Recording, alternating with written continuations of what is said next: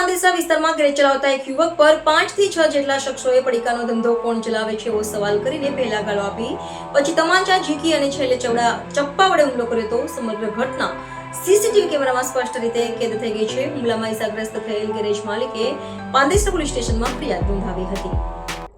ઈજાગ્રસ્ત થયેલા ફરિયાદ નોંધાવનાર વ્યક્તિ ઉમેશ પરમાનંદ કુશવાહ, ઉંમર વર્ષ 35, મૂળ બિહારના ગોપાલગંજ જિલ્લાના ચૈનપુર ગામના વતની છે અને હાલમાં સુરતના Pandesara plot number 295B Avirbhav society 2 ખાતે રહે છે.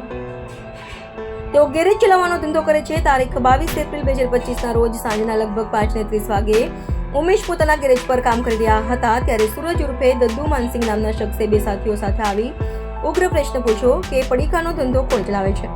આમ પૂછીને વિવાદનું વાતાવરણ ઊભું કર્યું. પછી તેમણે ઉમેશને ગાળો આપવાનું શરૂ કર્યું હતું અને બાદમાં તેના પર તમાચો ઝીક્યો હતો. સ્થિતિ એટલી વણસેલી કે સૂરજ ઉર્ફે દદ્દુએ ઉમેશના જમણા પગના ઘૂંટણ નીચેના ભાગમાં ચપ્પુ વડે ઘાતક હુમલો કર્યો હતો. खड़ा था चुपचाप. कुछ देर में उधर से कुछ लिखा है और पूछा उन्होंने कि इधर पुड़िया का धंधा कौन करता है, ऐसा करके बोला और मैंने बोला कि कोई नहीं करता इधर, पता नहीं हमको. उतने में मारना चालू कर दिए और बाद में मारने के बाद से घाव निकाल करके चाकू निकाल करके पैरों में मार दिया और काफ़ी मोटा मार भी मारा है. कब हुआ है? 5:30 के आगे.